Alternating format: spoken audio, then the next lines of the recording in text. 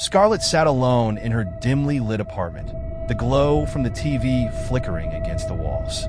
It was Valentine's Day, and like every year, she spent it alone. No flowers, no love notes, just her and a heart-shaped box of chocolates she had bought for herself. She tore the red foil from a truffle and popped it in her mouth, letting the bittersweet cocoa melt on her tongue. One after another, she devoured them, the sugar rush momentarily numbing the dull ache of loneliness. By the time she reached the bottom of the box, a strange-looking piece remained, one she didn't remember seeing before. It was glossy, dark, and slightly irregular in shape. Maybe an exotic flavor? The thought excited her. Without hesitation, she tossed it in her mouth and bit down. A sickening crunch filled her ears. Scarlett gagged, the taste bitter and earthy, like damp soil mixed with something pungent. She ran to the sink, spitting out fragments of something hard, something moving. Trembling, she turned on the light and looked into the mirror, opening her mouth. Tiny, wriggling legs poked from between her teeth. Her stomach lurched. She clutched it as nausea rolled over her in waves. Her skin itched, a sensation spreading from her throat down to her belly. She whimpered, trying to rationalize it.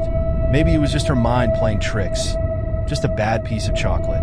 But then she felt something move inside her. It started as a tickle, then a sharp, crawling sensation deep within her gut. Her hands shook as she lifted her shirt. Underneath her pale skin, something writhed. Tiny bulges moved, shifting and twitching beneath the surface like a nest of worms buried inside her flesh. Scarlett screamed. She clawed at her belly, trying to stop the movement, but the sensation only intensified. Sharp pinpricks of pain bloomed as something inside her bit, tiny jaws tearing at her from within. A chittering sound echoed in her ears, soft at first, then louder, a chorus of clicking mandibles and rustling bodies.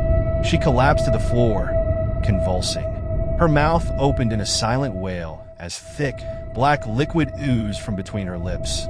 Chocolate mixed with something darker, something alive. The ants poured out. They crawled from her mouth, her nose, her ears.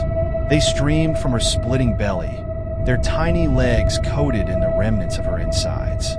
Scarlett twitched, her wide eyes reflecting the candlelight from the table, her Valentine's night ending in a massacre of her own making.